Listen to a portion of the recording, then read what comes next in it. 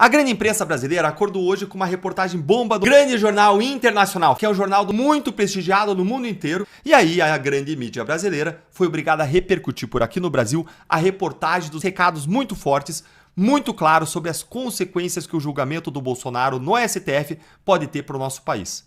Mas não foi só isso não, gente. Ainda questionou o Supremo, algo que a gente não vê a imprensa por aqui fazer. Faz muito pouco ou quase nada. Então criticou, confrontou o Supremo com o que está acontecendo. Fica aqui comigo que eu vou te mostrar tudo isso agora. Falso de entrada dele dentro do país. Continuando a matéria, olha só, tá na metade ainda, meus amigos. Com poucas evidências para apoiar sua teoria de que Bolsonaro estava tramando um golpe de Estado contra Lula, Alexandre de Moraes está contando com acordos judiciais para construir seu caso. Meus amigos, essa é uma matéria do The Wall Street Journal, não é do PH Vox, não é, do Conexão Política, né? Não é da Revista Oeste, é simplesmente do The Wall Street Journal. Eu vou ler aqui novamente essa parte.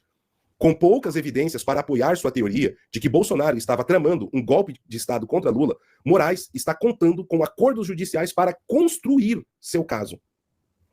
As coisas não estão indo bem. Em áudio vazado em março, a principal testemunha da acusação pode ser ouvida culpando a coerção pelo depoimento que deu contra Bolsonaro. Aqui, no caso, Mauro Cid, né? Em uma audiência pré-julgamento na quinta-feira, Felipe Martins disse ao tribunal que acredita que sua detenção, às vezes em circunstâncias desumanas, visa alcançar resultados semelhantes.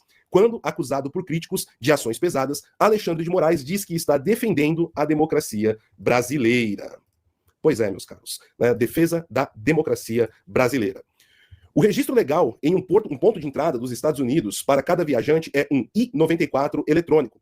A advogada do Sr. Martins, Ana Bárbara Scheffer, me disse na semana passada que quando estava trabalhando para libertar seu cliente em abril de 2024, ela enviou um e-mail ao CBP Orlando para solicitar o I-94 de Felipe Martins para a suposta viagem. E aí, pessoal, quando você vai sair do país, os passaportes novos, eles têm um chip eletrônico nele, tá? Então você coloca ele na máquina e ali faz o registro, né? Tanto aqui na Polícia Federal no Brasil, ou seja, para qualquer outro aeroporto que você está indo. Porque quando você está dentro dos Estados Unidos viajando de um ponto a outro, o seu passaporte é o seu documento de identificação. Então tem esse registro eletrônico com esse chip. E essa informação é trocada, tá? Ela é trocada e por isso que eu disse que você consegue fazer esse rastreio, tá? Continuando aqui. Coloca esse link na tela. Eu vou só relembrar uma coisa pro pessoal, tá? Relembrar isso aqui, que é mais ou menos isso aqui que o jornalista falou que seria como se fosse... como é que é? Terror, né? Em alguns casos até terror. Eu botei aqui no Grok, tá? Vou ser bem honesto e sincero aqui com vocês. Disseminação do caos, é isso? O que eu botei assim no Grok, tá? Pode deixar essa imagem aí na tela. Eu botei assim, o que a seção 301 está investigando sobre o Brasil? A seção 301 da Lei de Comércio dos Estados Unidos de 1974 é um dispositivo legal que permite ao governo americano investigar, se necessário, retaliar práticas comerciais de outros países consideradas injustas, discriminatórias ou prejudiciais aos interesses comerciais dos Estados Unidos. Em julho de 2025, o Escritório do Representante de Comércio dos Estados Unidos, USTR, anunciou uma investigação contra o Brasil com base nessa lei, a pedido do presidente Donald Trump. A investigação abrange várias áreas específicas, conforme detalhado abaixo. Práticas investigadas, comércio digital e serviço de pagamento eletrônico. Ou seja, eu vou falar o que eles estão dizendo aqui e vou traduzir com aquilo que eles não podem dizer, tá? Aqui diz o seguinte: comércio digital e serviço de pagamento eletrônico. Os Estados Unidos alegam que o Brasil impõe restrições que afetam a competitividade de empresas americanas de tecnologia, como redes sociais e serviços de pagamento eletrônico, por exemplo, o Pix. Pare tudo aqui agora, tá?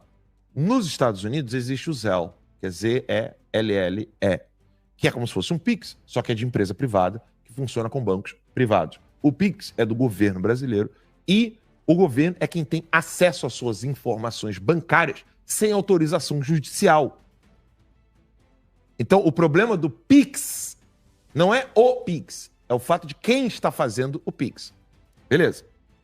Só que tem um outro problema. Você tem como fazer lavagem de dinheiro no Brasil com bancos digitais. O PCC fez isso inúmeras vezes.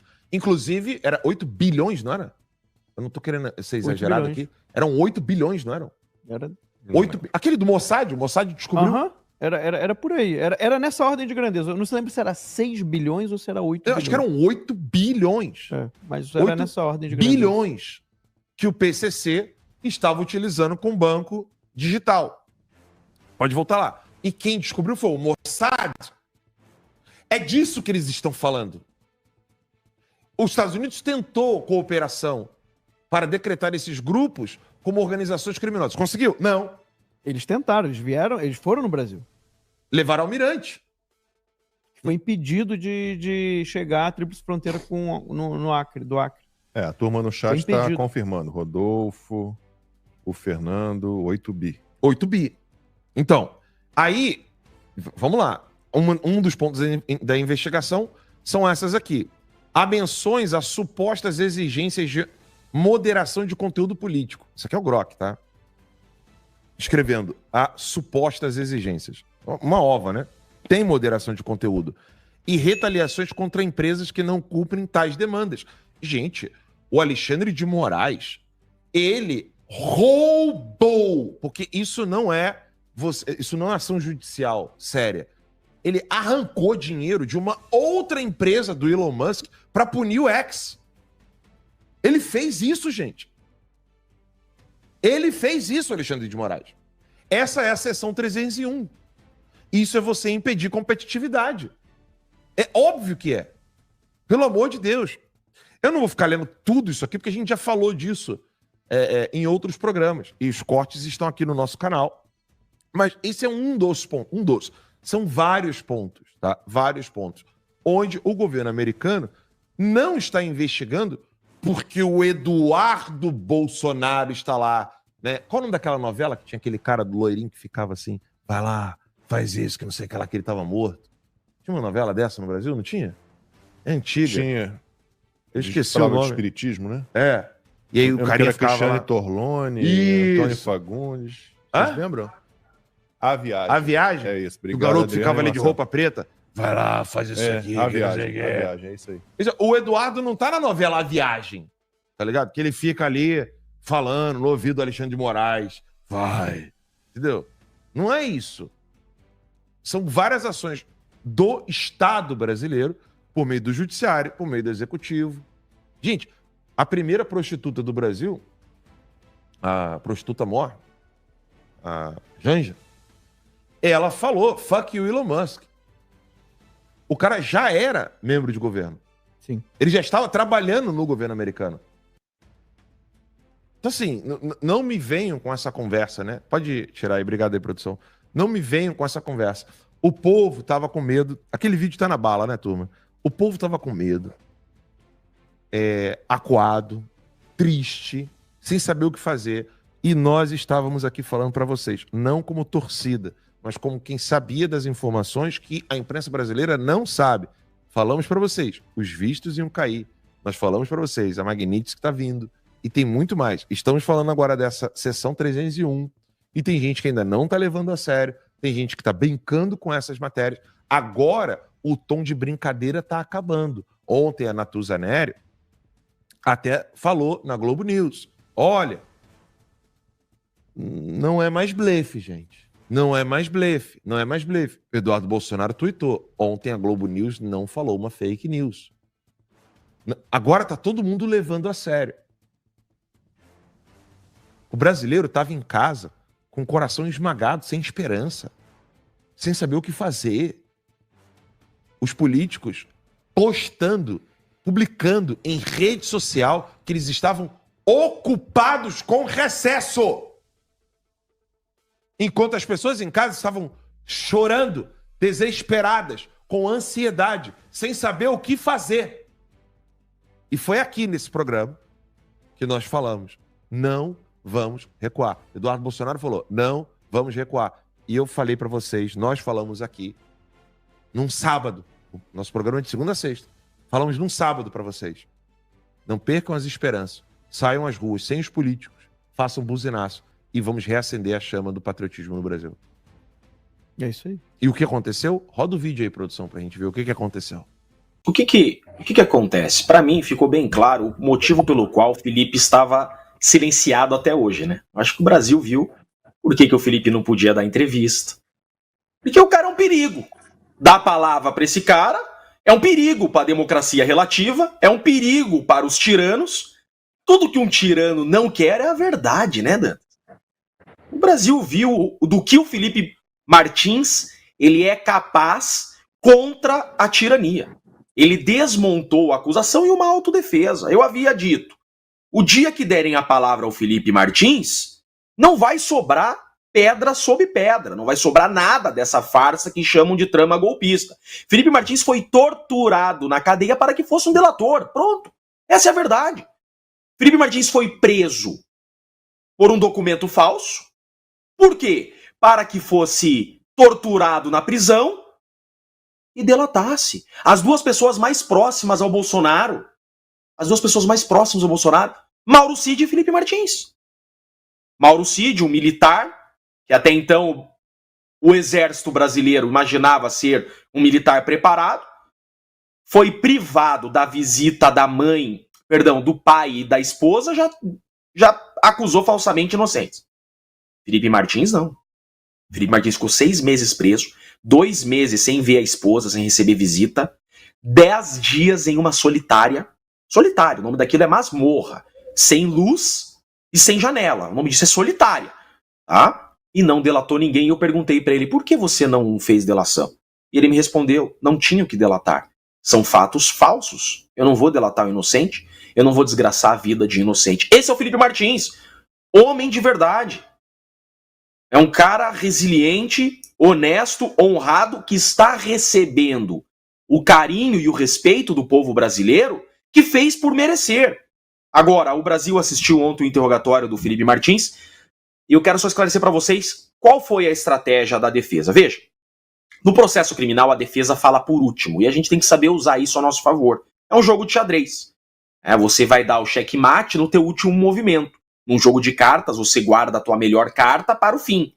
Então, é como no processo penal. Nós esperamos o momento do interrogatório para trazer a nossa melhor cartada, porque a acusação já tinha jogado todas as suas cartas. Então, ontem, no interrogatório do Felipe Martins, a gente já conhecia toda a acusação. Embora tivessem nos fornecido 4 dias antes da audiência acesso integral ao processo, 78 teras, nos deram 4 dias antes da audiência. Veja, eu tô com um filho recém-nascido de 6 dias, eu não peguei meu filho no colo ainda. Tivemos que ficar enfiado num processo, numa farsa, para analisar 78 terabytes. Conseguimos analisar todas as cartas da acusação, né? Cartas que não existem. E no interrogatório do Felipe Martins, que é o último momento dele falar, nós trouxemos o nosso checkmate, a nossa última carta a desmontar esse castelo de areia, Dantas. Então você veja, agora que a gente já conhecia toda a acusação, a gente vem e apresenta a nossa prova que desmonta com tudo. Isso não é só uma estratégia. Isso faz parte da ampla defesa eficaz e hoje o Brasil sabe. Eu já digo, eu estava conversando com o Felipe ontem à noite, Dantas. Veja, a gente não sabe que sentença vem. Esse processo, né, Carolzinha, não é um processo jurídico, é um processo político. Então, se fosse um processo exclusivamente jurídico, eu posso afirmar para vocês, Felipe Martins absolvido. Inclusive eu trouxe aí o documento que eu quero colocar na tela daqui um pouquinho, Dantas, né? Só para concluir isso aqui. Agora, a gente não sabe, de fato, qual a sentença virá. Fato é que hoje todo brasileiro sabe que Felipe Martins é inocente. Chiquini, eu sei que você está com a agenda apertada, então, por favor, Brenda, coloca na tela os 2 documentos que ele enviou, que ele quer comentar em cima. Por favor. Tá na mão aí?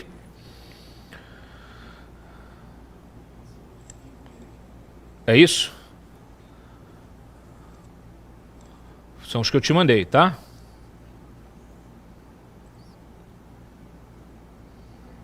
Isso é um acesso... Abre, por favor. Abre ele. Explode aí na tela. Tá, isso aqui é o Chiquini, o que é isso aqui? Isso aqui é um pedido de lei de acesso à informação dos acessos lá no Alvorada, é isso? Exatamente. Deixa eu explicar, volta aqui para mim para eu explicar o que é. Funciona exatamente assim, a acusação contra o Felipe Martins. Já coloca... Peraí, não, quer que deixa já eu só coloque... explicar, pra hora que eu colocar, ou se conseguir dividir e colocar eu e o documento. Tem como? Dividir a tela? Isso, show de bola. Muito obrigado. Quando você quiser o outro, você pede, tá? Aí quando você quiser o fechou. outro, você pode, pede. pode deixar esse documento do jeito que ele tá aí, tá? Pronto. Pode até abrir ele um pouquinho mais. Olha só, o que acontece? Vocês me escutam bem, né? O Felipe Martins, ele está sendo acusado... Qual que é a acusação que pesa contra o Felipe Martins? Que ele teria, no dia 7 de dezembro e no dia 19 de novembro, então, dia 19 de novembro e dia 7 de dezembro são as datas. Felipe Martins teria apresentado minuta golpista para Bolsonaro e comandantes das forças. É isso que pesa contra o Felipe Martins. Que ele teria feito uma minuta golpista. Apresentado essa minuta no dia 19/11 e no dia 7/12 de 2022. E a acusação vem em cima disso. O que a acusação tem sobre isso? A acusação tem o Mauro Cid, que fala isso, e a acusação tem duas planilhas, tá? Duas planilhas que não têm origem, não tem nada, e tem o nome do Felipe escrito Felipe. Essas planilhas, a acusação diz que obteve do GSI. Então pronto, a acusação pede 50 anos de prisão para o Mauro Cid, com base naquelas planilhas. Acontece que nós fomos no Diário Oficial da União e encontramos esse documento. Volta lá naquela outra tela. Vamos começar por aquela. O que acontece? Desce um pouquinho, olha só, deixa aí, aí mesmo, ó, olha só. Aí tá dizendo o seguinte, ó, no dia 12/1 de 2023, já era governo Lula, tá? Uma ONG foi perante o governo e falou, nós queremos, olha só, nós queremos acesso ao Palácio da Alvorada do dia 30 de outubro a 31 de dezembro. Essa ONG pediu isso. O GSI do Lula, no dia 1 de fevereiro de 2023, deu a planilha. Vai lá na planilha que eu mostrei pra você, que tá no outro documento. Essa planilha. Dantas, essa é a planilha oficial do GSI do Lula. Isso aí foi fornecido pelo GSI do Lula. Que fala que no dia 7 de dezembro e 11 de novembro, Felipe Martins não esteve na Alvorada. Dá pra ver Nós todos os mostramos nomes isso ali, hoje. né? Cid, João Henrique. Mas olha ali as datas. Não tem o dia 11 de novembro e não tem o dia 7 de dezembro. Tá? Então volta aqui pra mim, só pra vocês verem. O que acontece? A gente tinha esse documento aqui, ó. Então a gente esperou a acusação mostrar todas as suas cartas. E a acusação pede 50 anos de prisão pro Felipe Martins, com base em duas planilhas, que tem lá dia 11 de novembro e dia 7 de dezembro, escrito o nome do Felipe errado, dizendo que era a prova que Felipe esteve na Alvorada. Mas o Diário Oficial tem esse documento do GSI, no Diário Oficial, dizendo o contrário. Esse documento foi fornecido pelo GSI do Lula no início de 2023. Aquela planilha que a PGR usa para pedir 50 anos de prisão para Felipe Martins surgiu 1 ano depois e não tem origem. A PGR não fala da onde aquela planilha que está com o nome do Felipe errado. Ou seja, Felipe Martins foi preso por uma viagem que não fez e está sendo acusado por ter ingressado na Alvorada em 2 datas que ele não esteve. Além desse documento que nós só mostramos ontem, então veja, o checkmate, né? Além desse documento, nós juntamos TIM, ou seja, o sinal do celular da TIM do Felipe Martins que diz que ele não esteve nessas reuniões, ele estava em casa no horário das reuniões e no dia. E nós temos o Uber do Felipe Martins que confirma que no horário da reunião ele estava se deslocando para outro lugar. O que sobrou para a acusação? Então acabou. Eu até postei um vídeo mais completo na minha rede social hoje, para quem não assistiu, onde eu mostro as tabelas da acusação e trago a nossa tabela e contextualizo e provo que Felipe Martins é um preso político. Hoje é aniversário do Felipe Martins. Hoje é aniversário da filha do Felipe Martins. Que ele não pode ver, porque ele não pode viajar. A filha dele mora em outro estado, ele está 2 anos sem ver a filha. Hoje é aniversário da filha do Felipe Martins. E ele não vai comemorar o aniversário da filha, porque ele é um preso político, Dantas. Eu quero aqui expressar minha solidariedade ao Felipe Martins. Conheci o Felipe antes mesmo dele assumir o cargo de assessor internacional, numa conversa que fizemos. Tive as minhas divergências com o Felipe, mas eu quero parabenizá-lo pela retidão moral, pela resistência e pela capacidade de de enfrentar o que ele está passando, né? Eu acho que assim, a gente não faz ideia do que essas pessoas estão passando, e você está trazendo de forma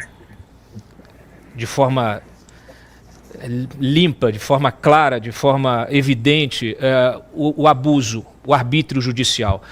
Eu acabei de ver aqui, estava comentando com o Eli, né, um repórter do Metrópolis, conversando com o Vilela, né, que eles ficam falando assim, não tem ditadura no Brasil. Sabe por que não tem ditadura, Sam? Professor Roque, Sam Pancher, Vilela. Sabe por que vocês acham que não tem ditadura? Porque vocês são a imprensa permitida, vocês são os influenciadores permitidos. Eu quero saber se vocês continuarão sendo permitidos se vocês começarem a fazer a defesa da legalidade do jeito que nós fazemos. Eu quero dizer para você, Chiquinho, você está de parabéns pelo teu trabalho. E a gente precisa, com toda a nossa audiência aqui, a gente precisa espalhar isso. Eu recebi, não é só o Felipe que não pode falar, né? Tem várias pessoas que estão condenadas, estão hoje usando tornozeleira e que não podem falar também. E eu recebi o relato de uma pessoa, por exemplo, que passou 7 meses, 1 ano e meio sem condenação, preso, sem acusação, 1 ano e meio sem acusação, Chiquinho.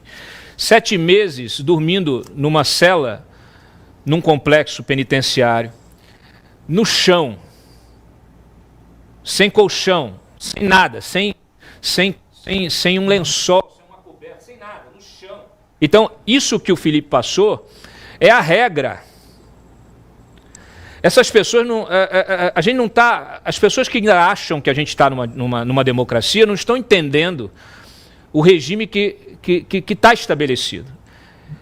E o sofrimento que todas essas pessoas estão passando.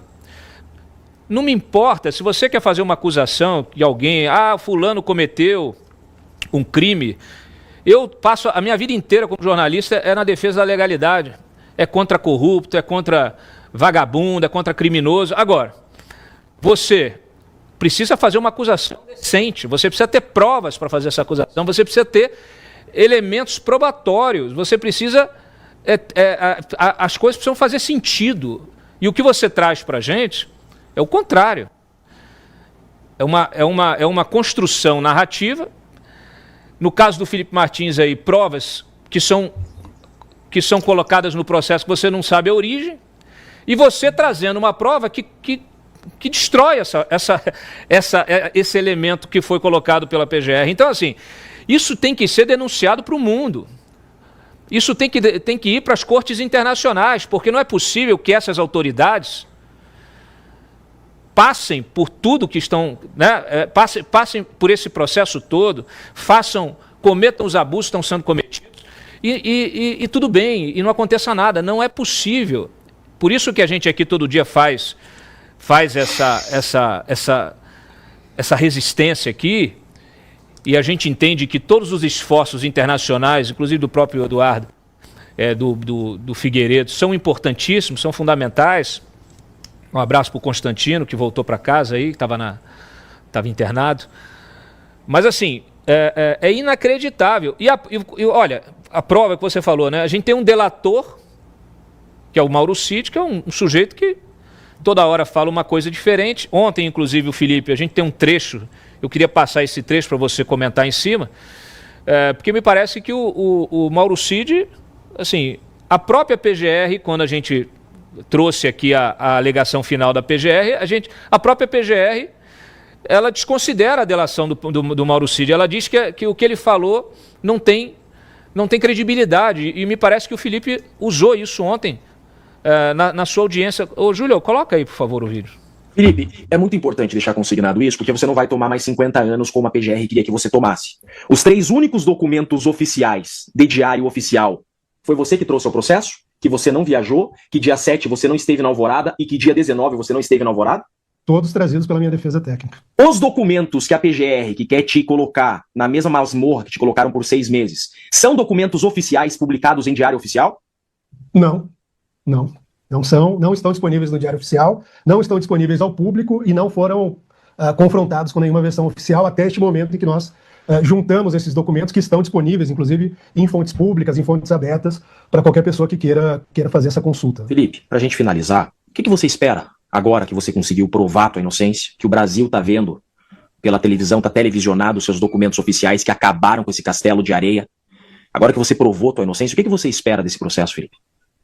Eu espero justiça, eu espero que isso seja levado ao debate público desde o primeiro momento. Desde o momento da minha prisão, eu tenho buscado a luz. Eu tenho tentado solicitar para que eu pudesse dar entrevistas, para que eu pudesse me expressar, porque eu sabia, como sei, que o momento que eu pudesse lançar luz sobre os fatos, todo o país ia se dar conta de que eu estou sendo acusado injustamente, de que eu fiquei preso injustamente por mais de 6 meses por uma viagem que eu não fiz, que eu me tornei réu injustamente por uma minuta que não existe, com base na palavra de um delator que muda a todo momento as suas versões, as suas declarações, e que infelizmente me parece acuado, acovardado e preferiu optar por esse caminho. Então, assim, eu espero, de fato, justiça. Eu entendo que há problemas graves nesse processo, desde a fase de inquérito, de modo que, se nós perseguirmos esse trajeto, talvez a contaminação inicial tenha se dado com o Mauro Cid, mas depois também com os relatórios parciais da Polícia Federal, que trazem ali informações desencontradas, que foram desmontadas aqui ao longo desse interrogatório, que eu só fui denunciado porque não havia explicações suficientes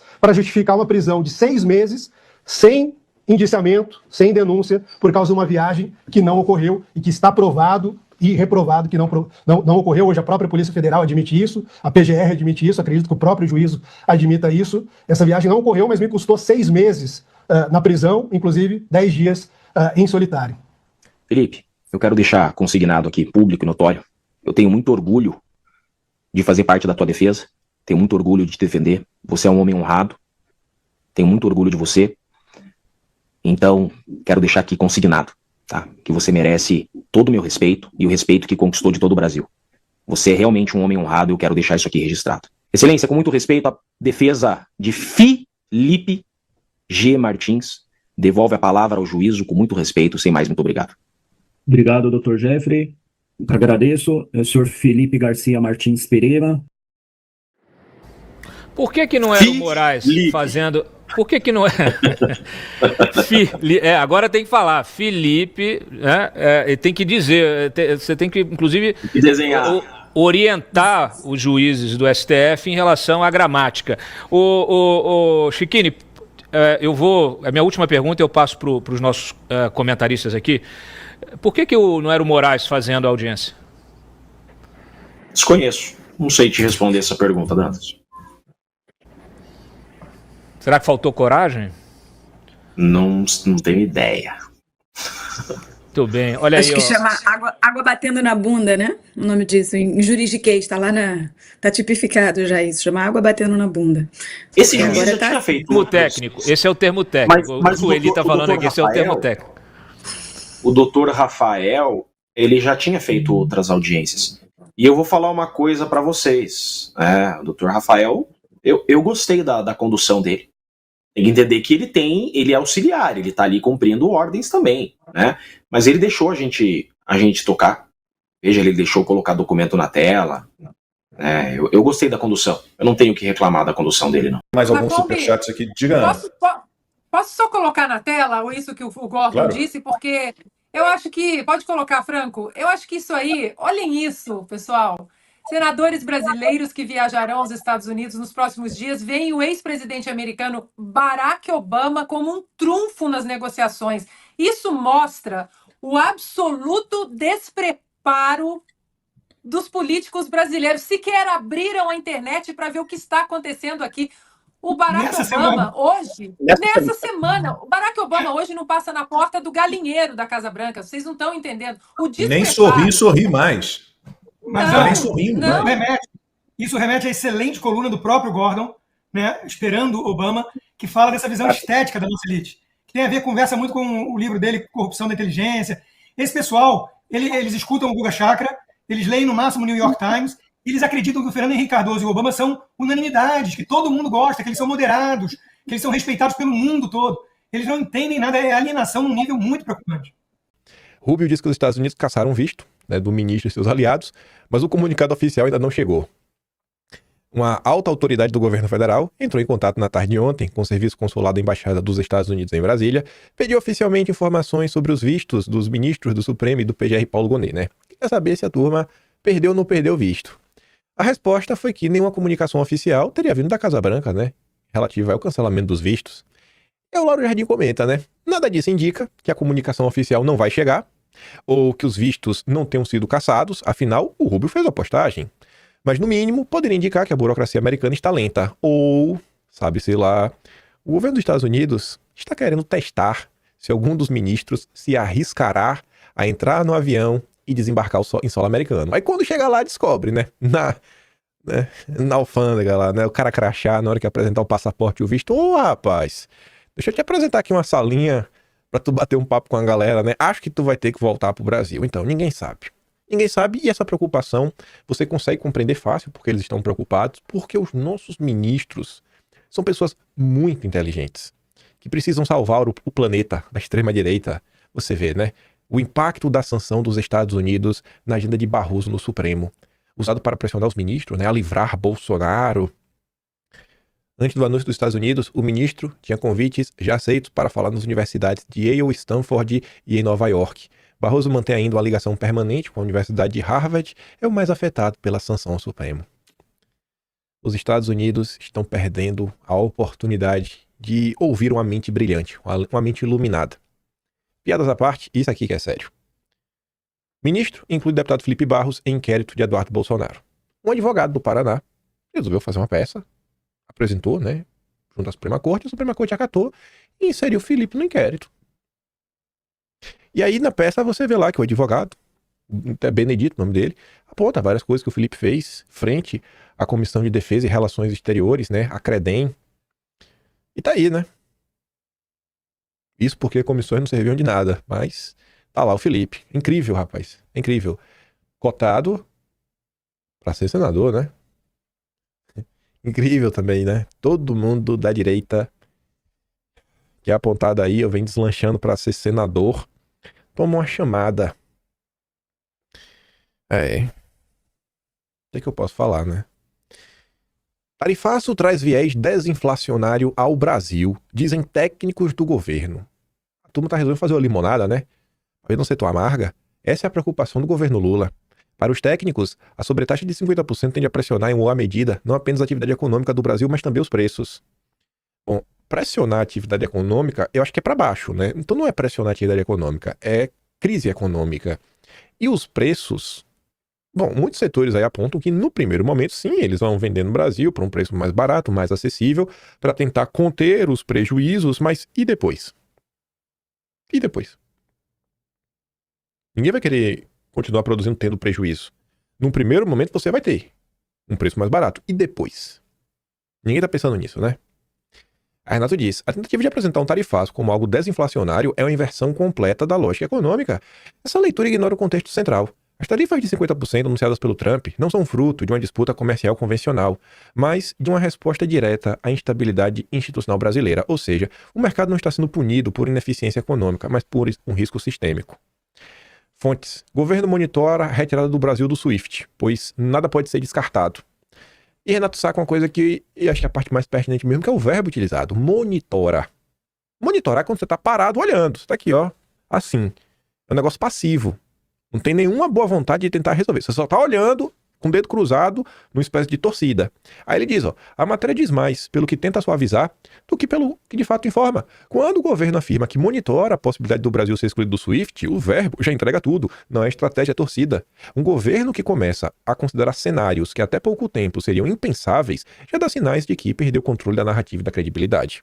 A questão agora não é mais se o Brasil será ou não retirado do SWIFT. A pergunta é o que o país está disposto a fazer para evitar esse tipo de desfecho.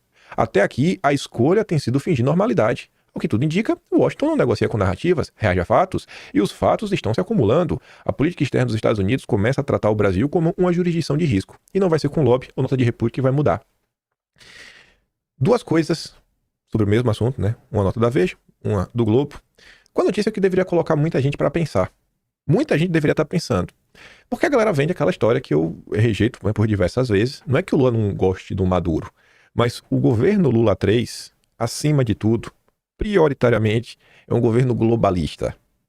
Aí tá ali, ó, matéria da Globo. Venezuela surpreende e passa a cobrar tarifas de até 77% nas exportações do Brasil. A Danilo Thomas comenta assim: a gente podia dominar esse mercado, dominar, mas temos um presidente que saiu da cadeia por um acordo com os democratas e só faz o que eles mandam. Lê a democratas como o bloco globalista. Eu comento, né? Evento número 453.442 que expõe porque Lula está muito mais próximo da agenda globalista do que dos outros blocos que ele era muito simpático no passado. Um governo que está sendo tarifado até mesmo pela Venezuela. Se Lula não tem capacidade política de conter as tarifas venezuelanas, como você acha que vai resolver as tarifas com os Estados Unidos? Aqui ninguém liga porque o mercado é menor. As pessoas querem ter acesso ao mercado americano, mas esse é o nível, né, que se encontra hoje o Itamaraty. O Ministério de Relações Exteriores do Lula sequer consegue lidar com seus aliados históricos. Nem com os próprios aliados históricos, o governo Lula tem capacidade para sentar e negociar. Onde estão os adultos na sala? A gente vai chegar lá. Veja primeiro a chamada, depois a gente vai entrar em outros aspectos desta matéria. Tarifaço dos Estados Unidos coloca em risco 620 mil empregos no Paraná, diz FIEP. Medida já provoca cancelamentos de contratos e férias coletivas em empresas exportadoras do Paraná. Você pega a matéria, lê do início até o fim, e nada é disso dito sobre o problema central. A primeira frase da carta do Trump. E Renato percebe isso e comenta: as federações empresariais pedem crédito subsidiado, carência no BNDES, postergação de imposto, mas não dizem uma palavra sequer sobre as exigências da carta que Trump enviou ao Brasil. Preferem fingir que o tarifaço caiu do céu. Fingem também que o problema é institucional e passa por aqui, não por Washington. Né? Não, tá de boa. Aí tu vai olhar. Olha a capa da matéria. Olha a capa da matéria. Olha essa foto, hein? Olha essa foto. Esqueci de colocar um negócio aqui em vídeo. Peraí. Que eu abro aqui agora. Esqueci de colocar aqui em vídeo. Bolsonaro. Ah, aqui. Ó, qual é o grupo de comunicação mais próximo do Lula? Vocês já devem imaginar, né? Essa matéria que eu não sei nem por onde começar, né? Tantos pontos positivos dela. Mas vamos lá, com calma. Valor econômico, grupo Globo. 100 anos de Globo. 100 anos, Globo. Sai a confusão. Como é que Eduardo Bolsonaro falou desde o início? Tarifa ministro. O que Duda Lima faz? A culpa é do PT. Valeu, Duda Lima, por sabotar o Eduardo, mas tudo bem. Olha como a Globo agora resolveu chamar tarifa. Tarifa Bolsonaro. Quem é o jornalista da Globo que escreveu isso? Correspondente do Valor em Genebra. Deve ser primo do Jamil Chad. Desde 2005. Cobriu 28 vezes o fórum do Klaus Schwab, né, nosso amigo Boca de Mosquito. Mas veja só. Tinha que ser, né? 28 anos abraçado no Klaus. Tarifa Bolsonaro. Tem ou não tem uma tentativa deliberada de usar os veículos de imprensa como um portal de propaganda política? O que é que está escrito na carta? A culpa é de quem? O Trump tá tarifando o Brasil porque Bolsonaro fala palavrão? O Trump tá tarifando o Brasil porque Bolsonaro, sei lá, come galinha com farofa? A culpa é de Bolsonaro, tarifa Bolsonaro. Globo, mandando uma dessa. Aí você olha aqui a Veja.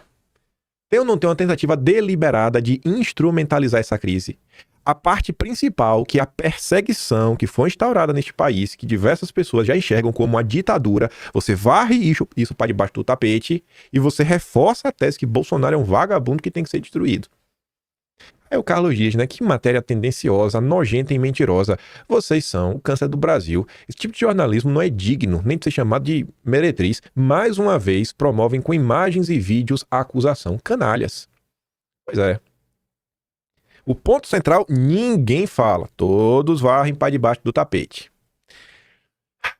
Aí vem o CIO da XP. Tarifaço tornou curto prazo difícil para a gestão de ativos de risco. Ativos de risco. Eu gosto desses nomes, né? Não fala nada com porcaria nenhuma. Arthur Wickman vê cenário turvo nos próximos 6 meses e aconselha foco do investidor em títulos prefixados atrelados à inflação. Ou seja, investidor, viu? Você está comprando um papel de dívida. Você está investindo. Você está investindo. Eu adoro isso, sabe? Especulação neste país é chamado de investimento. Compre título da dívida atrelado ao IPCA. IPCA mais 8. Eu não aguento. Falou pra Bloomberg. Investidor. Pra ganhar 15% sentado no sofá de casa. Por que ele é investidor? A Renato fala, né? O Brasil tá sob um tarifaço que escancara uma crise institucional fora de controle. E o CIO da XP ainda fala onde investir como se estivéssemos discutindo de inflação de curto prazo. É o retrato da distopia do mercado financeiro, fingir que o problema é técnico quando já é sistêmico. Quando as regras deixam de valer, os contratos perdem garantias e o país entra no radar de sanções. Não se trata mais de escolher ativos, mas de entender se ainda faz sentido manter o capital no Brasil. A pergunta logo não será onde investir no Brasil, mas quem ainda vai querer investir no país com regras elásticas e instabilidade institucional crescente. Só que não parou por aí. Porque a XP chamou muita atenção ao longo do fim de semana com o seu mega evento, com mega adultos na sala, mega governadores democráticos, e aí temos que começar a falar sobre eles. E uma fala assim digna de um grande estadista, sabe? O maior estadista do Brasil desde Dom Pedro II, vem de lá, Ratinho Júnior. Escute só isso daqui. Em 30 segundos, o que falta, na sua opinião, pra gente fechar um acordo com os Estados Unidos? Que atitude falta? É alguém ir lá, sentar com os Estados Unidos, como fez o Canadá, como fez a Índia, como fez a China, como fez o México, e parar de falar de desdolarização do comércio. Tá, beleza. Até aqui ok. Vamos ver o resto, né? Os 30 segundos de ouro. O Trump não pegou o Brasil pra discutir esse assunto por causa de Bolsonaro. Discutir esse assunto por causa de Bolsonaro. Discutir esse assunto por causa de Bolsonaro. Trump não pegou o Brasil pra discutir esse assunto por causa de Bolsonaro. Aí depois ele brilha. O Trump não pegou este assunto, para discutir o Brasil por conta de Bolsonaro. A primeira linha da carta do Trump é citando o Bolsonaro. Será que o Ratinho Júnior não sabe ler, gente? Será que é problema de leitura ou é problema de caráter? O Bolsonaro não é mais importante que a relação do Brasil e Estados Unidos. Claro que pode ter até um afeto ali entre os dois. Mas a discussão de desdolarizar o comércio, que nem a China, que fatura 25 trilhões de PIB. A Rússia, que é o maior inimigo dos Estados Unidos, nunca tocou nesse assunto. A Índia, que cresce 7,6, nunca tocou nesse assunto. Aí foi um brasileiro querer falar de desdolarização do comércio. Quer dizer, uma falta de inteligência. Houve retaliação, um cancelamento de visto, né? Carta do Trump, postagem do Marco Rubio, assim que atacaram o Bolsonaro. Mas pode ser que tenha aí uma certa simpatia, né, do Trump para com o Bolsonaro. E depois de falar, né, esse caminhão de bosta, ele ainda é aplaudido. Não só pela plateia, como pelo Tarcísio. O Tarcísio deve ter gostado demais, né? Ou pela educação, não foi, Tarcísio? Você viu, tô batendo palma, tem que bater palma também. Porque a gente sabe que você é um grande aliado de Bolsonaro. Tá difícil atorar o Tarcísio, viu? Primeiro assunto da primeira carta do Trump, Bolsonaro. Destinatário único e exclusivo da segunda carta do Trump, Bolsonaro. Pessoas citadas em todas as entrevistas do Trump sobre o Brasil depois de tarifácio, Bolsonaro. Mas o assunto é desdolarização. Eu nem coloquei aqui em vídeo, porque já vai ter outras matérias que a gente comentou ao longo do tempo. Mas só pra mostrar pra vocês aqui, ó. Deixa eu abrir aqui o perfil do Dom. Ó, Dom Lancelotti. Você aí que estiver satisfeito com a forma que foi abordado aí este assunto, só pra você ver aqui, ó. O Dom começa com o vídeo, aí depois ele coloca em português, pra quem quiser ler, a gente vai falar sobre isso já. Aí ele relembra a carta do Trump, aí ele relembra a segunda carta do Trump, depois ele fala mais um tiquinho, bota aqui o tweet do Trump, depois outro vídeo do Trump, depois outro vídeo diferente, viu? Em outros momentos. Depois o senhor Marco Rubio, depois o pronunciamento, né? Site oficial do governo americano, subsecretário de Diplomacia Pública, e vai lá. Mas não tem nada a ver com o Bolsonaro. Nada, absolutamente nada. Esse bozo aí, né? Esse bozo. Relembrar e viver. Eu adoro relembrar. Eu adoro relembrar as coisas. Gente, participar de manifestação em trio, lá no cima do trio com o Bolsonaro, sabe? Isso não é, gente, um a mais. O a mais é só para os governadores democráticos, sabe? Tem que começar a parar de tratar isso como se fosse um favor que eles estão fazendo. Na verdade, quem tá fazendo um favor é Bolsonaro. Por quê? Porque eles vão para esses eventos para aparecer.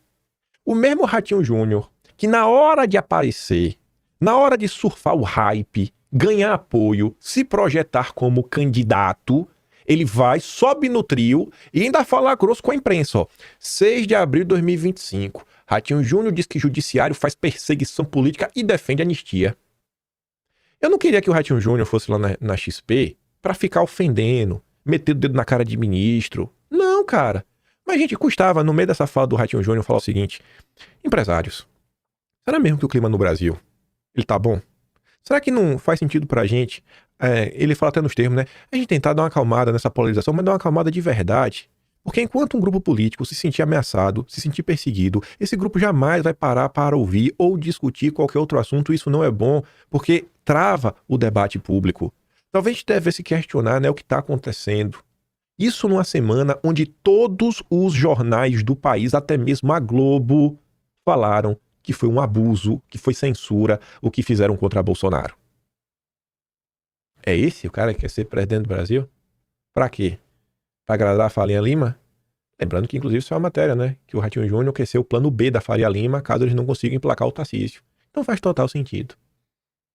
Na época, o Estadão dizia, governadores de direita rasgam fantasias democratas por voto bolsonarista. Exatamente, é só pelo voto. É descolar do Bozo sem perder o apoio dos apoiadores do Bozo. É o bom e velho método Deltan Dallagnol. Mas vamos continuar. Ontem, eu vi ontem, na verdade, mas aqui foi anteontem, né? O Eduardo Paes elogia o Ratinho Júnior e disse que o Brasil estaria muito melhor se ele tivesse governando o país. Bom, melhor que Lula realmente ia estar, né? Mas é bem curioso ver que o Ratinho Júnior goza de apoio e respeito do Eduardo Paes. Eu não sei se essa matéria tinha o intuito de ajudar o Ratinho Júnior, mas frente aos meus olhos, queima o Ratinho Júnior. Só pra pontuar, eu postei esse vídeo. Você vê que eu nem ofendi, né? Eu coloquei assim, ó. O tipo de discurso que recebe palmas da Faria Lima. Curiosamente, os três querem apoio de Bolsonaro. Tem algum tipo de ofensa? Não. Mas o Gabriel, que como vocês podem ver, né? Ele acelera free minds and free market, né? Livre comércio, livre mercado. Ele é o cara do livre mercado. Que país você saiu da Paraíba para morar no país que a política econômica é igual do que o Ratinho Júnior defende? Bom, esse termo aqui não é aleatório, porque essa galera gosta de usar o Paraíba para falar do nordestino, né? Então, assim, eu senti um certo preconceito pelo fato que eu vim do Nordeste, né? Mas não vim da Paraíba, eu vim do interior da Bahia e você sabe disso. E não que reforça, todo mundo sabe que eu sou baiano. Então, quando o cara fala assim, sai da Paraíba, tem aquela pitadinha, né? Que começa com xeno e termina com fobia, né? Mas tudo bem, porque os liberais podem usar de todas as ferramentas, né? Para defender os seus candidatos. A gente que tem que ficar calado. Em outro belo momento, Ratinho Júnior mostra porque a testosterona dele é negativa. Ele começa a falar sobre investimento e ele fala da COP. E ele sequer consegue se posicionar em relação à COP. Se é algo bom, é algo ruim, né? A Atsuki diz, ó, eu não vou questionar se é bom ou ruim. Bom, Bolsonaro jamais titubearia em condenar a COP30. Essa é a diferença entre Bolsonaro e os outros. Eu tô cansado da galera que não consegue se posicionar. Tem a posição, cara. Tem uma posição. Mas vamos ver aqui, ó. O problema do Brasil é a falta de eleger prioridades. Eu vou dar um exemplo para você, Rafael. Nesse programa que eu te falei, que nós estamos fazendo o maior programa de urbanização da América do Sul, eu vou gastar em torno de 4,5 bilhões para resolver o problema de falta de pavimentação, calçada e iluminação de LED em 323 cidades, de uma vez que já está acontecendo. Nós estamos gastando esse ano, num evento de 30 dias, que é a COP30, que eu não vou questionar se é boa ou ruim, mas um evento de 30 dias, 6 bilhões de reais. Daria para pavimentar 100% das ruas de 500 cidades do Brasil. Então o problema do Brasil, muitas vezes não é a questão da discussão da falta de dinheiro. É a prioridade. Então, por que você não fala com uma porcaria a COP? Porque você não quer se queimar, né? Com os globalistinhas, com a turminha do mercado financeiro. Quer agradar o mercado. Bom, mas vamos voltar. Ele aí que tava falando que Bolsonaro não é a prioridade. Tem nada a ver com Bolsonaro. Tem nada a ver com Bolsonaro. A BBC conversou com o Paul Krugman, já ganhou o prêmio Nobel. Ele não é um cara da direita. Ele fala, olha, o brasileiro deveria levar mais a sério a carta do Trump. E ele fala que Trump vê Bolsonaro como uma espécie de alma gêmea.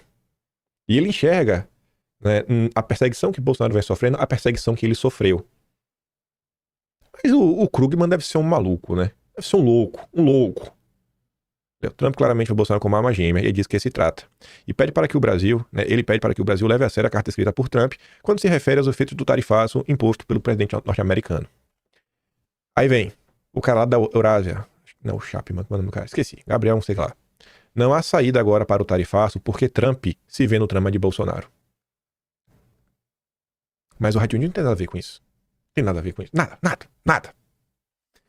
Itamaraty minimizou preocupação dos Estados Unidos com Bolsonaro, diz oficial de Trump. Mas o Ratinho Júnior jura de pé junto, sob aplausos de todo mundo lá que estava no evento da XP, do Caiado, do Tarcísio, que Bolsonaro não tem nada a ver com isso.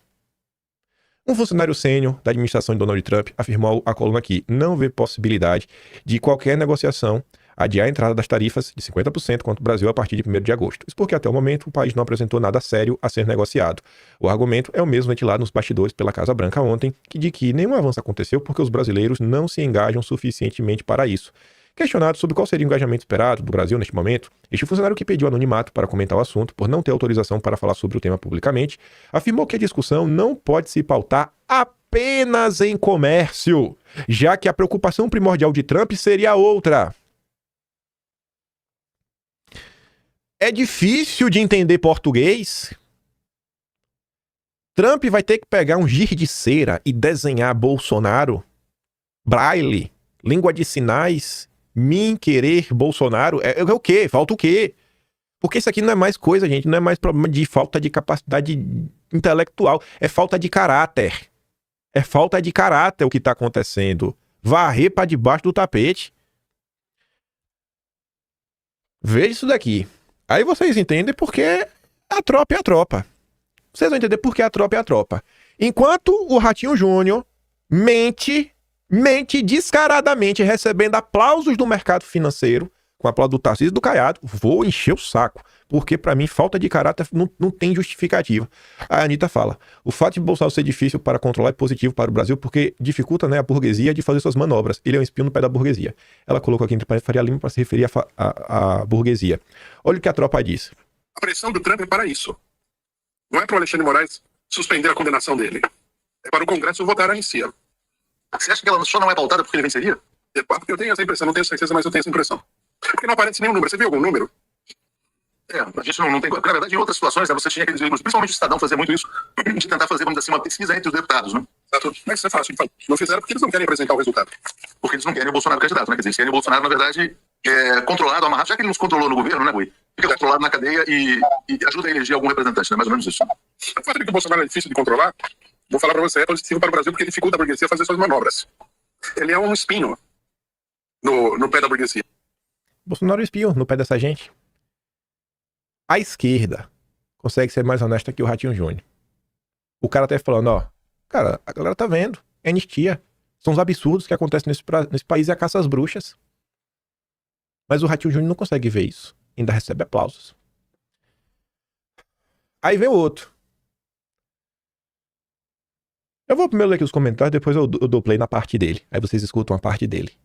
O Max fala, tá ali, né? Eu leio o tweet do Metrópolis. São Paulo pode perder até 120 mil empregos com tarifaço de Tarcísio. Se a gente não agir como adulto e resolver o problema, quem vai perder é o Brasil.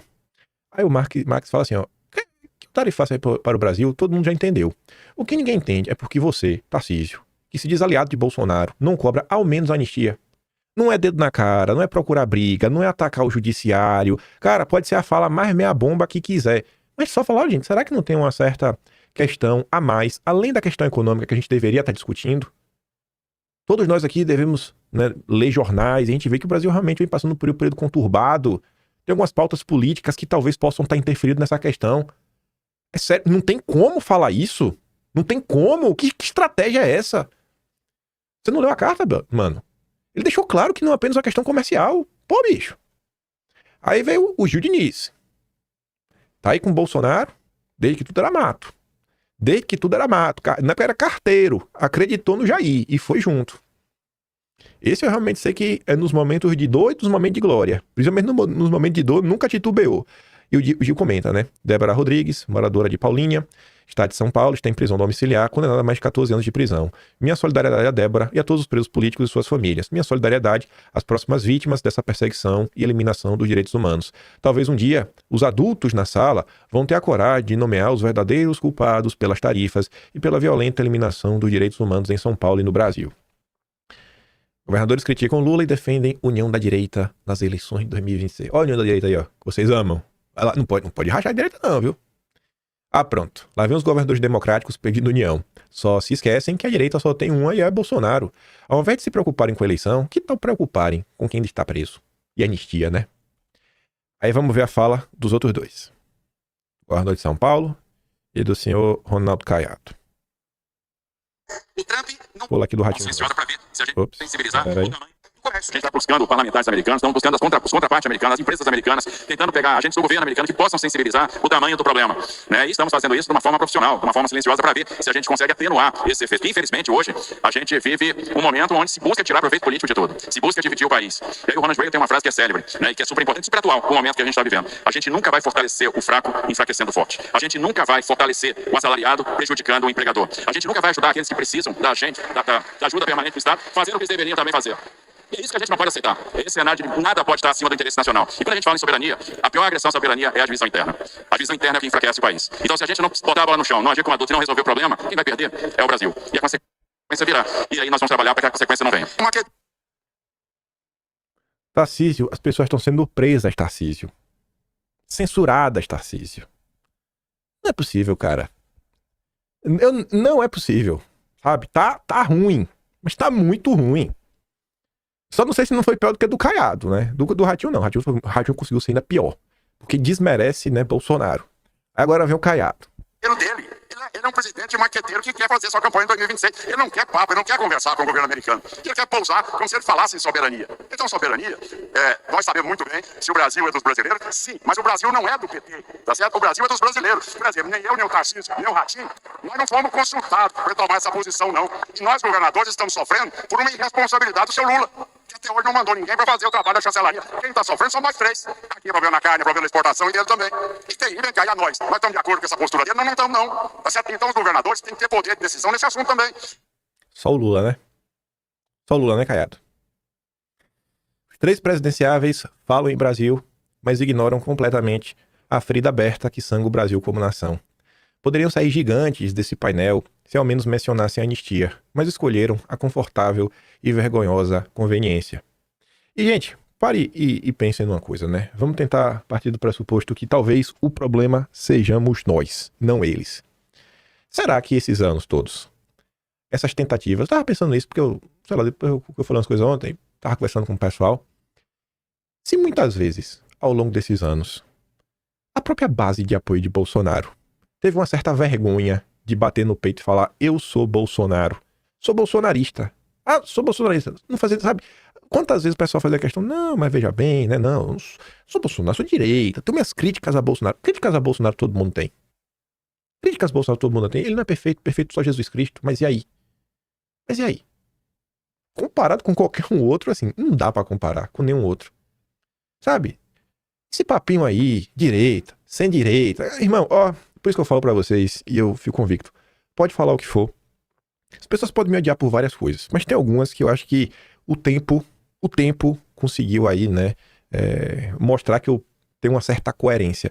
Eu acho que vocês pegarem todas as entrevistas que eu já dei, todas, do início até o fim, desde que tudo era mato até, sei lá, semana passada, você nunca vai encontrar eu renegando Jair. Esse papinho de não. Sou direita, não sou Bolsonaro, não é bem assim, tenho minhas críticas a fazer com ele. Cara, eu gosto do Jair, velho. Aqui não é pra falar pra vender o meu peixe, não, mas fala assim, será que não falta às vezes isso? O Gil Diniz é uma pessoa que nunca renegou. Sempre deixou claro, meu líder é Jair Messias Bolsonaro. Meu líder é Jair Messias Bolsonaro. Esse papinho aí de sou independentão, faço e aconteço, sou direita, mas não sou radical. Essa tentativa de descolamento, eu nunca vi nenhum petista questionando a hierarquia interna. Política é grupo. Grupo só existe com hierarquia e posições claras. Uma tribo funciona quando tem uma proporção correta de cacique para índio. Não dá para ter muito cacique para pouco índio. Na esquerda todo mundo consegue entender. Todo mundo consegue entender. Na direita não. Na direita todo mundo quer mandar. Todo mundo sabe como resolve. Mas quem realmente traz algum tipo de vitória ao longo de todos esses anos? Só quem trouxe alguma vitória realmente substancial, principalmente para quem verdadeiramente se coloca na direita e tem uma compreensão mínima desse aspecto mais ideológico do que é ser direita, que não é só ser antipetista, foi só o Bolsonaro. Que comprou briga, que falou um monte de coisa. Eu tava conversando com o pessoal algumas horas atrás, no Brasil, que em determinado momento o pessoal falou assim: não, Bolsonaro perdeu a eleição porque não ficou de boca fechada durante o Fica em Casa. Ele não ficou mesmo, ele resolveu falar a verdade. Talvez Bolsonaro pudesse ter evitado, sei lá, ter polido um pouco o jeito dele de falar. Polido o jeito. Não é deixar de falar algumas coisas. Porque eu acho que o que ele falou porque ele realmente acreditava. E acho que o que ele falou se provou verdadeiro, né? O que ele falou se provou verdadeiro. Então, assim, a preocupação de vocês é com a verdade ou é ganhar a eleição? Porque Bolsonaro optou pela verdade. Que talvez ele não fosse conseguir botar a cabeça e dormir de noite. Então, assim, é o tipo de político que você compara. O cara não consegue falar mal da COP30. Já Bolsonaro compra a briga com o país inteiro porque ele não vai esconder o que ele tá vendo que tá errado. Aí você volta, de novo, né? Comparação de discurso. A tropa tá demais, velho. A tropa é imparável. A tropa que mais cresce nesse país. Escute isso aqui. Por que o Bolsonaro não foi preso, na sua opinião, se de fato parecia que ele seria, né? Primeiro, temos que chamar a atenção para o espírito democrático do Alexandre de Moraes, né? Se fosse outro baguá aí, o cara tava na cadeia já. Bolsonaro ia partir. A análise política assim, que você faz em torno desse tema, porque você está sendo, vamos dizer assim, irônico, vamos dizer assim, né? Não, mas isso é uma análise política. A conduta dele com o Bolsonaro não é a conduta que ele tem sido tradicionalmente. Não é. Na hora H, todo mundo, eu vi, aí o 247 estava cheio de pedidos de prisão aí, né? Parecia a Procuradoria-Geral da República. Ele não mandou prender, apesar de que ele não precisava pedir explicação. E o Alexandre de Moraes normalmente não pede explicação, ele mesmo toma decisão, ele é quase Deus. Por que essa diferença? Porque a situação é crítica. A prisão do Bolsonaro é uma coisa muito complexa. A condenação do Bolsonaro é uma coisa complexa. Vai ter que passar aí por uma série de negociações e tudo mais. Não é assim como o pessoal está pensando que o Bolsonaro é um cachorro morto e o Alexandre de Moraes vai simplesmente engolir ele. Não está acontecendo isso. O pessoal tem medo das consequências. A esquerda brasileira vive num mundo muito artificial. O Bolsonaro tem vários governadores de estado que apoiam ele, tem uma bancada que é a maior do Congresso Nacional, é o homem que, numa eleição contra o Lula, teve quase a mesma votação do Lula, tem apoio de igrejas evangélicas, tem apoio de militares, tem apoio de Deus e o diabo aí. É uma força poderosa. Enquanto que o Alexandre de Moraes torturou aí os bolsonaristas menores, o Bolsonaro já é um negócio mais complicado. O pessoal tem medo de que a bomba exploda no colo de quem está trabalhando com isso, né? Eu acho que é isso. Eu vi uma colunista do 247 hoje falou que o Alexandre de Moraes não prendeu o Bolsonaro porque ele está esperando para fazer uma prisão em grande estilo. Mentira, não é nada disso. A prisão do Bolsonaro está sendo discutida.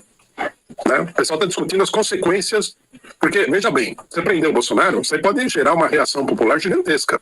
O Bolsonaro teve metade dos votos, o Atucha. Ele perdeu para o Lula por 2 milhões de votos. A gente não pode passar por cima da realidade assim. O governo Lula é um governo com muita marca de impopularidade. O Alexandre de Moraes, o STF, é altamente impopular. A situação social no Brasil é grave, apesar dos índices otimistas que o PT apresenta sempre. O Ruizão consegue ser mais honesto em sua análise do que nossos amigos liberais, velho. O Ruizão defende mais Bolsonaro que os aliados de Bolsonaro. Fala aí. Na boa, velho. Tem jeito não, pô. E o que o Ruizão fala é real. Olha ali, ó. Em números. O que tá acontecendo. A Bárbara bateu ali um print do Guilherme Amado, né? Tá ali, ó. O povo brasileiro, por natureza, não tolera perseguição e protege a vítima. Por conta da perseguição, Bolsonaro teve um aumento do engajamento e ganhou 122 mil novos seguidores. E por que não pôs na rede social? Perseguir não resolve, cara. Não adianta. Só me deixa mais insatisfeito. Mas vamos lá. Vamos continuar. O amigo mandou um print aqui agora. Assuntos mais comentados no Twitter. Tá lá meu nome. Sabe por que eu mandei os liberais, velho? Eu tava falando do Daniel Dantas ontem. E aí a Pantera Cor-de-Rosa veio falar que o Daniel Dantas não é o dono da Sabesp. Não, eu não falei isso. Eu falei que ele comprou num consórcio de empresas. Um é a dele. A outra você tem lá BlackRock também. Tem outras. Mas não, você turma ficou revoltada com o Daniel Dantas. Não pode falar do Daniel Dantas. Vai lá no meu Twitter que tu vê. Eu não vou mostrar quem vê, não. Vida que segue. Que tem mais coisa pra gente falar. Vamos falar especificamente em 2026. E coisas contra Bolsonaro e Eduardo. Ontem um astronauta postou, né, feliz da vida, um recorte do Jornal Nacional, que dá destaque, passa grande comitiva, que tem lá pra salvar o Brasil. Vai salvar o Brasil. Aí tá ali, ó. Missão diplomática ganha destaque no Jornal Nacional. O Jornal Nacional deu visibilidade à nossa missão oficial, com o objetivo claro, defender os interesses do Brasil. Como vice-presidente do Brasil e Estados Unidos dessa missão, estou comprometido com o diálogo, com a diplomacia, com a produção da economia, dos empregos do produtivo. Só tá preocupado com a liberdade no Brasil. Liberdade, censura, democracia, isso aí você não tá nem aí, né, astronauta? Aí, Eduardo Bolsonaro vem sendo aí atacado pela imprensa de maneira coordenada por causa desse tipo de posicionamento. Pessoas de direita têm esse tipo de postura, e o Eduardo Bolsonaro tem essa, que você vê que ele está falando, obviamente, dessa comitiva. E aí você se questiona se o Eduardo está fazendo críticas aceitáveis ou se o Eduardo Bolsonaro é um radical. Vamos ouvir aqui o Eduardo. Não tem nada de ciúme com relação à delegação de senadores, não. A questão é que esse papinho de moderação, vamos deixar a política de lado e etc., eu já sei onde é que isso vai dar. Entre o certo e o errado, eu quero estar radicalmente certo, eu não quero encontrar um meio termo. Todo mundo que tem 2 neurônios e viu a carta do Trump sabe o que precisa ser feito pra gente tirar a tarifa moral de 50%. Então, eu não tô fazendo nada aqui por ego, não. Até porque é o seguinte, desconfie de políticos que atravessam o oceano para tratar de economia e nunca falaram nada sobre a liberdade das velhinhas que estão jogadas aí nos porões da democracia. Pessoas simples não têm lobby. E quando você passa a defendê-las, se prepare. Porque os poderosos não gostam quando a prioridade vira o interesse público e não os seus próprios interesses. Eduardo falou uma coisa demais? Xingou, ofendeu? Ataques? Ou foi só uma crítica? De quem prioriza, né, o dinheiro do que a liberdade. E Eduardo, ao longo do vídeo, coloca, né? Trump foi claro nas condições para aliviar as tarifas. Fim dos inquéritos, anistia, Bolsonaro elegível, liberdade nas redes sociais. Não somos idiotas. É uma coisa demais? Mas é como eu disse, né? Vá vendo. Isso daqui foi sexta-feira. Eduardo nem tinha participado ainda da Revista Oeste, onde ele foi questionado e respondeu sobre o bode de ouro da direita, que não pode falar um ai dele, que todo mundo entra para protegê-lo. Eduardo radicaliza, orienta ataques a Nicolas e irrita o Centrão. Vocês viram Eduardo Bolsonaro orientando ataque a alguém? Porque isso aqui parece coisa do gabinete do ódio, né? Matéria completamente errada e fake. Se tem alguém que fala na cara, é Eduardo. O nome do Nicolas não aparece há semanas pra mim. Revejam as fontes e parem de dar ouvidos ao Centrão e para a turma que quer unicamente enfraquecer a família. Aí, ontem, de Tarcísio a Nicolas, veja os alvos de Eduardo Bolsonaro. Esse Eduardo Bolsonaro tá demais, velho. Atacando todo mundo. Eduardo vem dividindo os ataques. Ataques. É só ataques. Eu não acredito em ataques. Que faz um ministro com críticas a parlamentares e governadores. Esta semana, ele contrariou um pedido de Bolsonaro, voltou a mirar o Tarcísio. Sem motivo nenhum, né? Bateu do nada. Acordou de manhã, chateado com a mulher, vou bater no Tarcísio. Também fez postagem de declarações contra o Zema. Nada demais também, né? O Zema vai dar uma entrevista pro Estadão, larga a mão no Eduardo e o Eduardo ousou rebater. Maldito Eduardo. Como é que tu ousa, Eduardo, rebater o Zema? Tu tinha que apanhar calado. Eduardo. Aí vai lá, senadores, né? Tá falando da comitiva, e o deputado Nicolas. Aí tu vai olhar a matéria da Globo, assim como a da Veja lá atrás. Olha a imagem de capa, né? Tarcísio, rapaz, sorriso assim, bonito, os dentinhos brancos. Nicolas, olha que tapete bonito, menino de ouro. E olha a cara do Eduardo, aquela cara assim de desgosto, de 10 dentes. Sabe? É lindo de ver. Nomes da direita sendo ovacionados pela Globo e Eduardo, né, sendo linchado, até pela imagem. Aí você vai ver o que foi que aconteceu.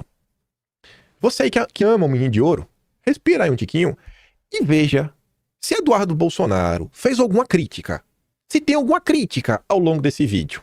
Até nos comentários, né? A Atsuki coloca, ó, Eduardo foi perguntado, ele foi questionado, ele tava numa entrevista, a pessoa pergunta especificamente sobre o Nicolas, assim, não foi que Eduardo acordou de manhã e resolveu bater no Nicolas. A pessoa faz uma pergunta específica sobre o Nicolas, o Eduardo responde. A Atsuki diz, ó, a resposta foi digna de uma pessoa adulta e madura, extremamente polido, extremamente educado, sem nenhum adjetivo pejorativo. A Cena até diz, ó, a resposta do Eduardo foi extremamente educada, foi perfeito, alguns poucos entenderam como ataque. Fico preocupada em ver a dificuldade das pessoas interpretarem um vídeo tão claro. Isso responde inacreditável. Eduardo reconhece a força de Nicolas, elogia o Nicolas, apenas pede ajuda. Mas pedir ajuda virou ataque. Vocês acham que isso é normal, gente? Pedir ajuda a uma pessoa é ataque? Pedir ajuda assim, me ajude, pare de me atacar. Ai, meu Deus. Tá louco, tá louco. Mas enfim, né, eu tô falando demais. Tenho que mostrar, né, o que o Eduardo falou pra vocês poderem conferir por vocês mesmos. Vê só. Cadê? Ah, bom. Não baixei esse vídeo? Não é possível. Bom, tá aqui. Então deixa eu pegar lá no Twitter da Tsuki.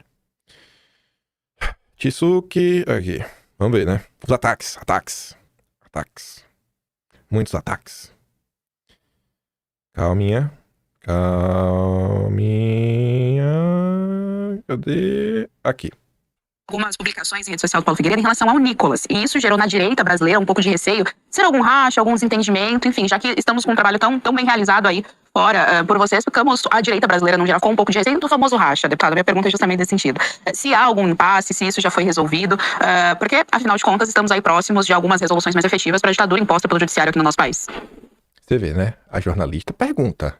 Ele não puxa o assunto. Aí veja a resposta dele. E procure o ataque. Muitas vezes, quando até um parlamentar tem problema com o visto americano, ele me procura. Né? Por quê? Porque eu sou tido como uma pessoa que é a referência nessa parte internacional. Né? E realmente tem muitas portas abertas e excelentes relacionamentos. O Nicolas, a área dele é a comunicação. Ele é, de longe, o maior perfil da rede social entre os parlamentares em número de seguidores. Ele é a voz que é mais escutada. Ele é um cara que sabe os gatilhos e sabe os caminhos para você fazer viralizar um vídeo. Então, na nossa percepção, eu acho que é difícil que ele não tenha a exata dimensão daquilo que está sendo tratado aqui nos Estados Unidos e que isso é vital para nós conseguirmos resgatar a democracia brasileira, porque ela não vai ser resgatada através das ferramentas internas que nós temos no Brasil. Então causa, de certa maneira, estranheza que ele tem sido pouco ativo em levar essa mensagem adiante. Eu não acho o Nicolas uma pessoa mal intencionada, mas eu confesso que eu achava que teria mais respaldo. Isso não depende de uma conversa minha com ele, né? Depende da própria ação dele. Quando ele, por exemplo, colocou aquela peruca e fez um discurso que viralizou no Congresso, na Câmara dos Deputados, né? Ele recebeu uma reprimenda do Arthur Lira, então presidente. Eu fui contra o Arthur Lira. Eu coloquei o vídeo dele adiante. Aqui nos Estados Unidos, antes da eleição do Trump, eu fui uma das vezes visitar o Trump e convidei o Nicolas.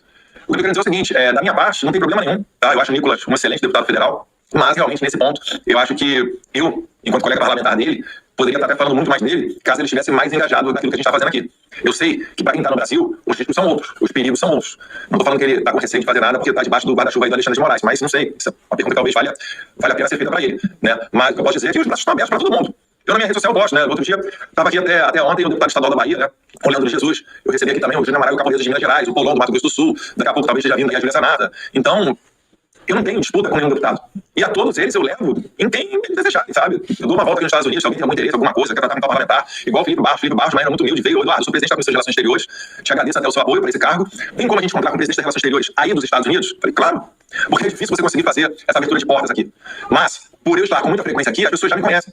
E aí fica mais fácil, porque a gente gosta de credibilidade. Nós já temos envolvimento com corrupção. Sou deputado federal mais votado da história do Brasil, sou filho de ex-presidente, né, que comandou a Comissão de Relações Exteriores e Defesa Nacional, uma pessoa que vai na Argentina fala com Milei, vai na Hungria fala com Orbán, tem relacionamento com a família Trump aqui, já encontrei diversas vezes com o presidente Trump, mesmo fora do mandato de presidente. Então, pode ter certeza que os meus braços continuam abertos. Eu me contenho em fazer críticas a colegas parlamentares, mas, de fato, o Paulo Figueiredo expressa, né, uma insatisfação, que é uma insatisfação de muitos. Né? Se o Nicolas pudesse ser mais ativo nas redes sociais, eu acho que isso daí ajudaria muito até mesmo o nosso trabalho aqui. A possibilidade, aliás. Tem uma coisa demais, gente. Reconhecimento do trabalho, relembrando, né, todo o apoio que foi dado de um lado. Só falando, cara, se pudesse dar uma mão a mais, tava ótimo. Tem uma coisa demais? Tem uma coisa demais? É tudo bem. Aí eu fui do Bizu, no comentário da Tsuki, eu vi essa postagem aqui, né? Eu vi alguém postando, não tava assim bonitinho. Eu falei, opa. E aí quando eu vi que tinha essa bolinha azul cheia de pontinho, eu falei, isso aqui foi no Instagram. E aí eu tinha visto, eu falei, Instagram, eu vou procurar. Aí o cara postou o vídeo que tinha o post, esse aqui é a cara do Vinícius, que eu vi a arroba do Vinícius, né? Aí eu fui lá, Vinícius Carrion, também tem perfil no Instagram.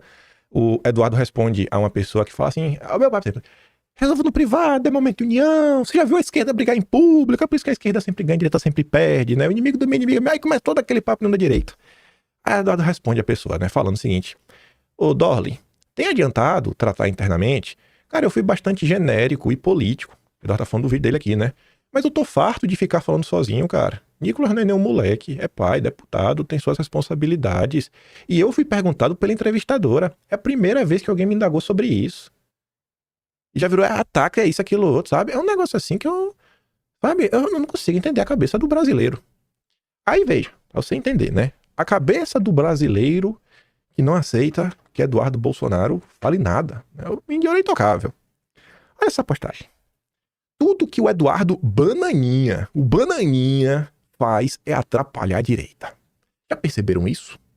Quando o Nicolas Ferreira fez aquele vídeo contra a taxação do Pix, o Eduardo criticou o Nicolas por ofuscar o brilho do pai. Mentira. Isso jamais aconteceu. E quem tem que provar é tu, né? Tu tem que provar. Porque esse caso aqui, como não aconteceu, eu não tenho como provar que não aconteceu. Mas se você for nas redes sociais, você não vai encontrar nada. Então prova aí que Eduardo falou isso. Já começa com a fake news. Quando o Nicolas buscou apoiar o Marçal, Eduardo atacou. Isso eu tenho como provar. Vamos ver se é verdade. E agora que Nicolas pretende ser o relator da CPI do INSS, eu não me surpreenderia se o Eduardo mexeu os pauzinhos para sabotar a comissão também. Isso eu também tenho que comentar. Vamos até começar por esse final. 2 de julho. Qualquer pessoa com 5 neurônios sabia, até porque a discussão era essa, o Hugo Mota não queria dar para nenhum bolsonarista desde o princípio. O nome do Nicolas só foi aventado para a relatoria pelo próprio Centrão para emparedar o governo. Nicolas desconfia de estar sendo usado por Hugo Mota como moeda de troca. Segundo aliados, Nicolas avalia que Mota estaria propagando a tese que considera indicar um deputado mineiro como relator apenas para negociar com o Palácio do Planalto. Nicolas está pessimista quanto às reais chances de ser indicado pelo Hugo Mota como relator da CPMI. Mas as pessoas não falam isso porque o melhor é lacrar. Temos que trabalhar para isso acontecer. É você que vai trabalhar. Você que vai influenciar porque você está gritando na rede social. Passados alguns dias, Nicolas explica por que abriu mão de integrar a CPI. Nicolas já abriu mão de entregar a CPI. E o cara ontem ainda está aventando a possibilidade de ele ser relator. O próprio Nicolas falou com o Igor Gadelha. Aspas para Nicolas. Existia uma quantidade baixa de vagas e muitos pedidos de deputados para entrar. Então, como eu já participei da CPMI do 8 de janeiro, é importante que outros colegas possam participar agora.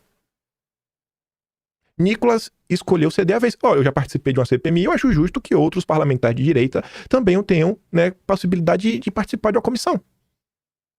Então, assim, você já vê que o final é fake news. Atacar o Bananinha. Aí depois, ataques. Eduardo Bolsonaro atacou, né? Vamos lembrar um tiquinho, né? Vamos voltar para agosto de 2024. Direto do túnel do tempo. Você pega lá o Atlas, tem um capítulo chamado Marçal versus Bolsonaro. Olha o tom. Por que Eduardo Bolsonaro e outros bolsonaristas estão gravando vídeos contra Pablo Marçal? Por quê, né?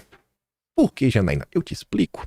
Porque é o seguinte, Eduardo Bolsonaro fala que Pablo Marçal não é o estilo de pessoa que ele se sente confortável para apoiar. Porque o Pablo Marçal pegou uma entrevista de Eduardo Bolsonaro e distorceu para dar a entender que Eduardo Bolsonaro estava apoiando ele. Tá aqui, ó. Quando tu é um Dória 2, vale tudo pelo poder, inclusive editar a fala de Eduardo. Eduardo depois teve que responder, ó. Pablo Marçal postou um recorte malicioso de uma entrevista minha para a Gazeta, onde ele seleciona apenas os trechos onde eu comento sobre a parte positiva a respeito dele, removendo as ressalvas que eu fiz. E depois traz mais explicações. Ele colocou o vídeo na íntegra. Depois, eu relembro no Atlas que já no mês de julho, no início das eleições, do nada, absolutamente do nada, o senhor Pablo Marçal deu entrevista pro UOL e acusou o Carlos Bolsonaro de botar o gabinete do ódio contra ele. Mas quem que ataca? É a família Bolsonaro. A família Bolsonaro que ataca. É sempre a família Bolsonaro culpada. Vocês já perceberam isso? Depois, no Brasil Paralelo, volta a atacar o Carlos. Do nada. Aí o Carlos responde algumas coisas. Depois, Eduardo Bolsonaro concede mais uma entrevista. E mais uma entrevista do Eduardo Bolsonaro é editada maliciosamente para ser utilizada pelo Pablo Marçal. Quem que ataca? É o Eduardo. O Eduardo que ataca. Coitado do Eduardo. Sabe? Coitadinho do Eduardo. Ainda a gente critica. Vocês são chatos. Direita virtual dos infernos. O errado é a Tsuki, que tá do lado da verdade. Tsuki maldosa versus Tsuki. Aqui só para lembrar. Já... Deixa eu ver se ainda tem uma coisa aqui curiosa. Tá. Eduardo chegou até a rebater esse vídeo, né? Colocando aqui, ó. Os bons em 2022 tiveram coragem de assumir o lado. Ele rebateu, né? O vídeo editado, né? O Michael Sullivan postou. E aí depois Eduardo, né? Depois de tanto apanhar do Pablo Marçal, tanto ser utilizado pelo Pablo Marçal, começa a falar, ele fala que é uma experiência, cada um faz aqui o seu julgamento. Então assim, acho que rebater tem que parar de ser utilizado como ataques. Aí voltando, enquanto o Brasil em fúria, né? Da tropa intergaláctica, acusa o Eduardo de atacar, na época das eleições, isso vai estar no Atlas de setembro, teve uma postagem que foi feita pelo Marçal, onde o Marçal pegou um recorte do vídeo do Nicolas, o Marçal colocou aqui, ó, a foto de Tarcísio, Zé Bonitinho e Bolsonaro, e o Marçal colocou, né, assim, toda a legenda você vê, ó, ou a gente vai simplesmente se juntar um bando de vagabundo. Pô, o Bolsonaro tá aqui com vagabundo, né? E o menino Nicolas voltou na postagem depois para deixar um legal. Então, se teve algum ataque, eu acho que foi a imagem de Bolsonaro, né? Que tá aqui, o Bolsonaro vagabundo com joinha. Então, assim, quem atacou não foi Eduardo. Então, assim, é chato ver isso. Pra um grande deputado Nicolas, você não pode falar uma vírgula. Ele é perfeito. Ele é perfeito. Você não pode falar nada. Mas o vagabundo do Eduardo Bolsonaro tem que ser destruído. Centrão marca a distância em relação a Bolsonaro e vê com cautela a recuperação de Lula. Aí tu vai ver a matéria. 5 partidos de centro-direita que integram a coalizão de Lula pretendem aguardar os reflexos políticos da crise para avaliar, né, se vão recalibrar a rota prevista para as eleições de 26. Apesar da maioria ressaltar que ainda é cedo para movimentações mais contundentes, a avaliação entre alguns deles de que Bolsonaro, parentes e aliados mais ferrenhos estão por hora em situação de isolamento. Então, se até às vezes a própria base não está dando apoio, aí realmente passa a imagem de isolamento. A percepção de congressistas desse campo é que não há garantias de que Lula conseguirá uma recuperação robusta de popularidade, por isso, algum desses partidos mantém no radar um plano de desembarque, embora haja discordâncias internas sobre a melhor data para deixar o governo. Na avaliação desse grupo, Tarcísio sofreu arranhões no episódio das tarifas, mas ainda é a opção número 1 do Centrão para enfrentar Lula em 26. Lideranças ouvidas pela reportagem reconhecem que não devem fazer nenhum movimento neste momento, justamente para evitar respingos pelas críticas que o bolsonarismo recebeu com o caso da sobretaxa. Um cardeal do Centrão diz que, por outro lado, com o bolsonarismo fragilizado, o grupo terá mais poder de influenciar quem será o candidato da direita. Quanto mais fraco o Bolsonaro tiver, maior o poder do Centrão. Quem podia imaginar, né? Tudo o que o grupo mais quer é uma candidatura que seja apoiada pelos bolsonaros, mas que não tenha o sobrenome da família na cabeça de chapa. Querem o apoio do Jair sem o Jair. Ah, meu Deus, é muita democracia. E eu tenho que aceitar calado. Até botei aqui de volta, né, o parágrafo. Ontem o Carlos falou. Está tudo tão claro. Ó, deixa eu ver o horário, 2h41 que o Carlos falou isso. Essa matéria.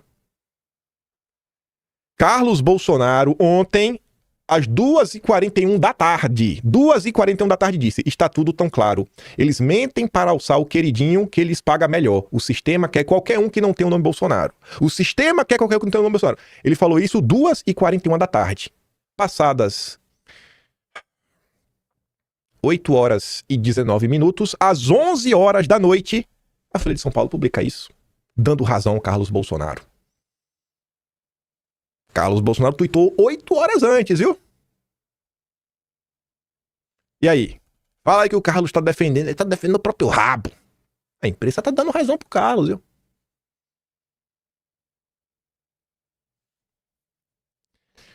É hora que eu acho, eu não sou ninguém, que o discurso devia ser o seguinte, ó. Eu não vou apoiar quem Bolsonaro manda, não. Eu só vou apoiar o Bolsonaro. Esse é o recado que tem que chegar no Centrão. Não, se Bolsonaro indicar, não vou apoiar, não. Eu apoio o Bolsonaro. Eu sou o Jair. Até o final. Porque nós somos um bando de loucos. Somos um bando de loucos. É o Jair. Você quer o Jair?